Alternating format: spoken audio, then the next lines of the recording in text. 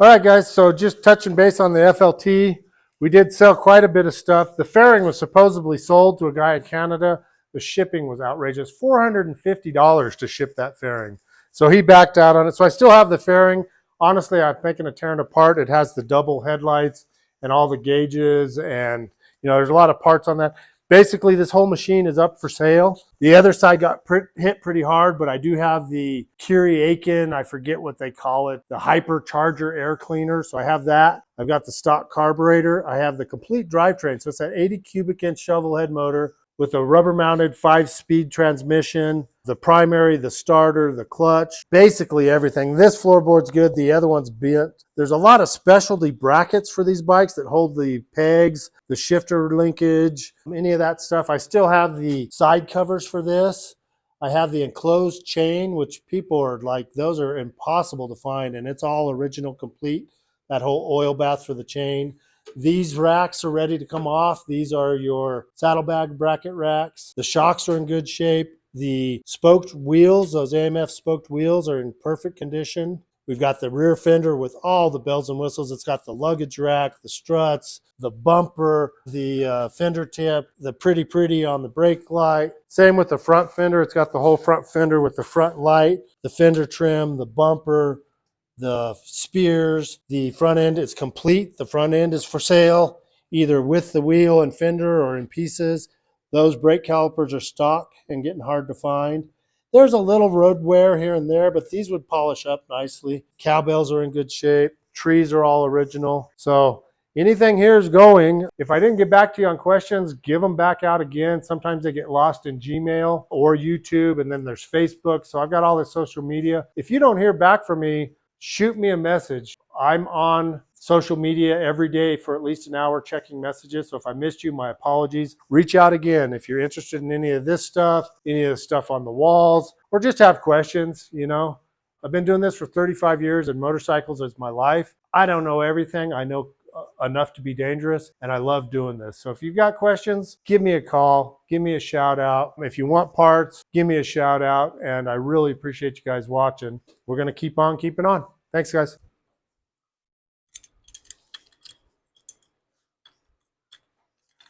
All right, guys, so we're back playing around. It's kind of funny. We did this all once before on the other frame. So I was playing with risers, and I had these which would fit, and I had the right studs. But unfortunately, because we're a Springer, they won't line up widthwise. So I need freestanding risers. So basically, I can't have this style plate. I have to have those like are up here on the wall, independent. So those might actually come off the wall, and we might try them. Just had some studs. It's kind of funny. These studs are coarse thread and fine thread, 1/2 inch. Those are extras I had from the case.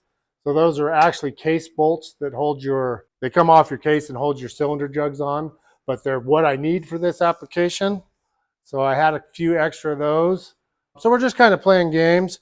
We've also got a different front wheel that we're going to stick on here and see how that fits. So probably we'll start with the wheel. What we're going to do is just take this wheel off with its caliper. Boy, that's long-winded. Okay, so we're going to take this off. And these are all new parts, and they're all just dry fit. And it comes with like 10 different spacers, the whole spacer kit. So I'm not sure what I'm going to do with spacers yet. What I'm trying to do is not drop that tire or wheel on myself. Okay, so that caliper is definitely going to get used, and we're not sure the spacer count yet. All right, double flange wheel. Might work, might not. Not sure. It's pretty, it's clean. I don't know if that wheel's ever been run. I think it's brand new. I had it and some parts I had bought. It was nasty, grimy. All I did was just clean it up. But I have this really cool wheel. This came off the FXWG that we tore down, the black bike, a while ago. But the rotor size is right for those calipers. So what we're going to do is we're going to see what this looks like on that knuckle. So we don't need the axle. We might need the spacer. So we're going to save all the parts, because we always save all the parts at Hobson's Choice Harleys. There's a really nice chrome banana caliper with bracket and the pivot arm brace. I've got a few of those if anybody's looking for one. And then, before we go too hog wild, we're going to go ahead and pull this sprocket off because I've yet to see a motorcycle that needs a sprocket on the front wheel. So we're going to get rid of that. I think that's a 5/8. Let's see. Look at that. 5/8 it is. Plus, that's another sprocket that might be able to get used for something. Wow. It's a very... Okay, so I got to do this off the bench or I'm going to hurt something. Wow. All right, so if you don't like that one, breaker here, something with a little more length. So I've got a nice torque wrench. This is one of the old school piece of junk spring torque wrenches, and I don't use it for anything just other than to have the leverage. So it's not a viable torque wrench anymore. It ain't been a viable torque wrench in forever.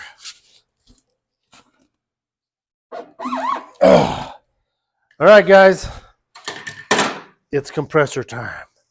We're gonna have to get out the rat-a-tat-tat machine and really send some air to this thing. So let me find a hose. That one goes there.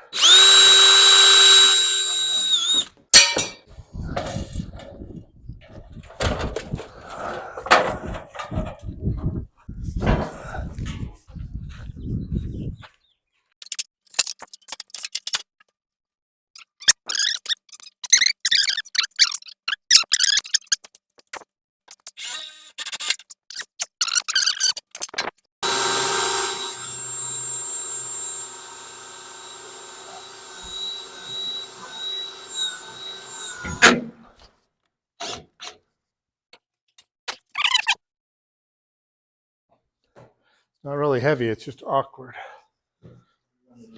So go right to there. Hold on just a sec. Let me get up a little bit. Okay, got it. So I'm gonna set it right there. Maybe. Kind of hold the ladder for me just to keep it solid.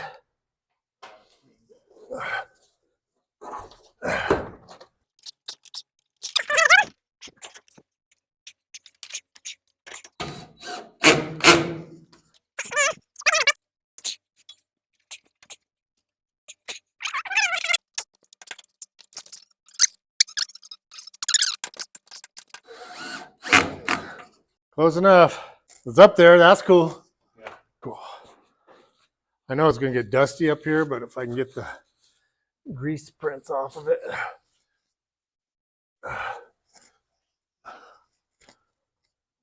Hey, that's cool. I like it.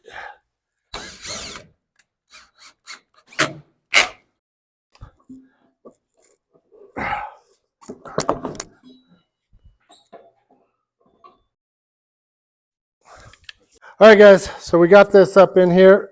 And if you can see, I'm getting this sprocket out of here. And my camera guy, of all people, said, well, why don't we pinch it in here? I was trying to get these bolts out. Couldn't get them out. Still haven't done my electric, so my compressor was throwing the breaker. I couldn't get my compressor filled to hit this with air. So we tried to dry fit it, and it was hitting everywhere. Camera guy had the brilliant idea of just wedging it in the chock on this front wheel, because we're going to try and run this. And I don't know if this is a Fat Boy rim or what this is. It was on a 1980 FXWG, and it's kind of a cool wheel. What I like about it's got a brand new Dunlop on it, which will give me many years of riding. If I can make it fit, we're going to run it. And I know there'll be some haters out there that say, that ain't right for that knuckle, but you know what? I like a flare different, so we're going to flare different. Let me get a different 5/8. Speaking of different, because we're going to see if we clean this up, if we got enough spacer, how she's going to look. Wow. Them suckers are in there. The other bonus on this is this has the 11.5-inch rotor, which is what I need for the calipers that I bought with this front end. So I shouldn't have to do anything but plug and play with that, as long as I've got the width clearance I need, because the flanges on this is a wide wheel. So we're about to find out. That's one of these things that I have the parts for. Cost me nothing to do this. It's a good tire that's not old and weather checked or dry rotted, and it just happens to be kind of a cool look. So I don't know, any of you guys build custom bikes, you know, building a bike from the ground up like this, especially when you start buying new front ends, new frames, new tins, it's astronomical how much money you can dump into one of these machines without even hardly trying. Not to mention everything to rebuild the motor and the transmission, and the dollar signs are extreme. Okay, so now let's see if that gives us the clearance we need. I'm going to get this other small spacer that we had here. So that'll just clear off the wheel. And we're going to loosen this up and see if we can't get this dished wheel. Yeah, that's going to work, man. So spacer wise, I got a bunch of spacers, but I'm going to end up having to cut and tool and make something else work. I don't know if I got anything in here the right size. Doesn't look like it. So if I'm looking at that, looks like I need about a 1-inch spacer on each side, and that's just eyeballing for initial fit. So I'm gonna check, hold on, I got another axle laying over here that had factory spacers. Kind of funny, when I was growing up and my old man had stuff strewn about, and I'd laugh because no matter where I moved something, he knew I had moved it. And here I am with this whole garage full of crap, and believe it or not, I knew that spacer was sitting there. So I kind of understand where he came from. So that one's a little wide. All right, so I don't like that one. I also had some other spacers up here. What do you guys think? We got our sign hung. All legitimate status. Spacers for days. I think these are all 3/4 inch. So we're gonna see what we can do with some of this. Before I get too far, let me make sure they're 3/4 and not 5/8. They are. So if a guy did that number, and then watch this, we might be able to, okay, down a little more. Okay. My spacer I need, I just dropped down inside there. All right. Okay, so I kept dropping, but it looks like I needed to go up, not down. All right. Let me know. Pretty close there. Just trying to save me some agony, so I need to go up about yay more higher. Push.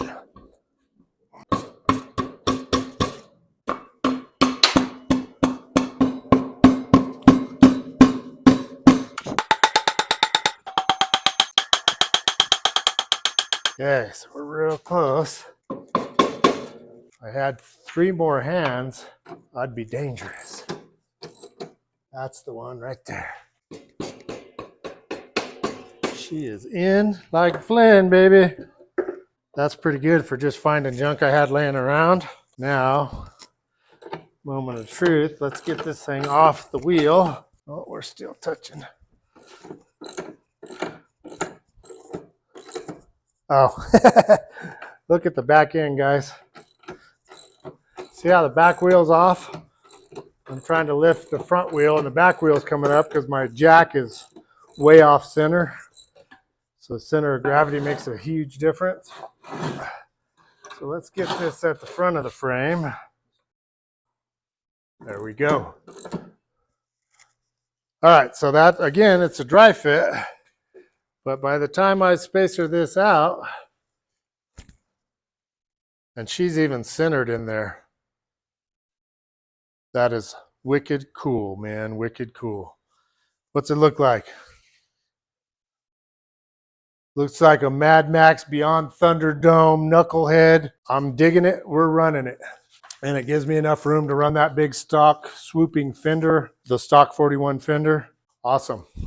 All right, well, that's a dry fit. If you go over on this side, you'll see what we've got to do is I had a couple spacers on this side. This spacer here is still loose, which doesn't really make a difference because I have to get this caliper in here. So that caliper has to go inside there. So basically, I've got to get, hopefully I got enough clearance to get that caliper in there. Yeah, I might have to collapse these calipers, but basically this is going to sit on top of there. So I have to have a spacer behind the caliper and one above it. And I do have all these different calipers that are made for that, or spacers that are made for that. So actually you put the brass thrust washer on there. That probably will get me close because it goes in 1/4 inch there. And if we get that caliper right on there, yeah, we're real close, man. Beauty. So we just made our decision. The spoked wheel dual flange was going to need twice as many spacers and look. So we're going with the cool dish fat boy, call it what you want. The other thing that's pretty cool is whoever mounted this, so I'm spinning it and I'm eyeing down this rotor and I'm eyeing down this side. I don't even need to balance this. It's pretty well balanced. I'm not seeing any wheel weights on it anywhere.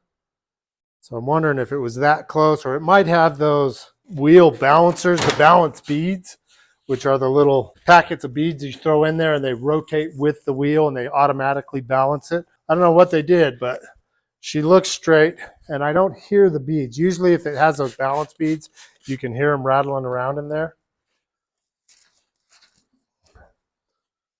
Oh, look at that. She's going to clean up pretty. So that sticker residue right there, that was an old weight at one point. That was one of those glue-on weights. So we'll have to clean it up. We got some funky staining here where something has dripped down it. I don't know what it is. We've got all that grease and road grime. So I'll clean that up. And we might stick, not these bolts, but we might get some kind of chrome short bolt in there just to fill the holes and make it look pretty. Because chrome don't get you home, pretty don't get you home, but also you don't want an ugly bike, do you? I guess ugly is subjective. Some people are going to see this wheel on this bike and say, that's ugly. Personally, I think it's kind of badass myself.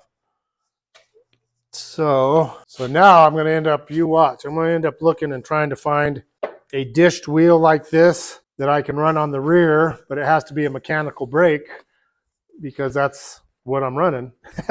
I think that's impossible. I did it with the Invader, and the Invader was a viable way of doing it. I don't think I could ever get a mechanical brake to fit on this style hub. In fact, I know I can't. There's just no way. So we're going to run a spoked on the back, and we're going to run this funky cool on the front, at least until the tire's gone. Maybe when it's time for new rubber, we'll put a spoked wheel on there. Who knows? Look at that. 2 minutes and a little bit of cleaner, and she already looks pretty good.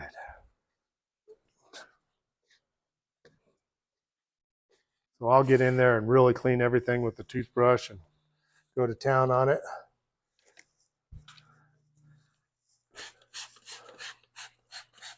See if this side will clean up at all.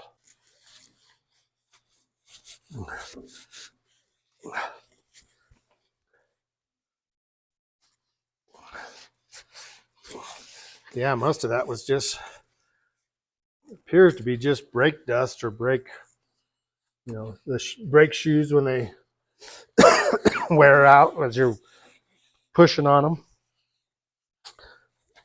Get a clean paper towel there, but for a preliminary clean,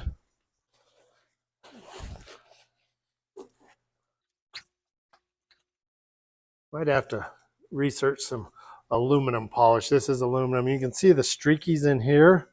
I don't know what kind of chemical they got in there. I want to reach out to my buddy in Wales, Billy. He's a metal polisher by trade. The man is absolutely amazing, some of the stuff he does. Get his input, find out what's the best way to clean up that aluminum. He's going to tell me to polish it all out, which I ain't doing. I don't have the patience to do polishing like that. But there we go. So we're going to go ahead and lower this down to where it's a little less precarious and it's sitting on that wheel like it should. And then I think we're going to call it a day. So we appreciate you all tuning in to Hobson's Choice Harleys, and feel free to shoot us a line, shoot us some questions. If you haven't subscribed, please do. The subscription helps us keep the content rolling. There. So now she's locked in there. Nice. All right, guys. We'll catch you on the next video. Thanks again. Peace out.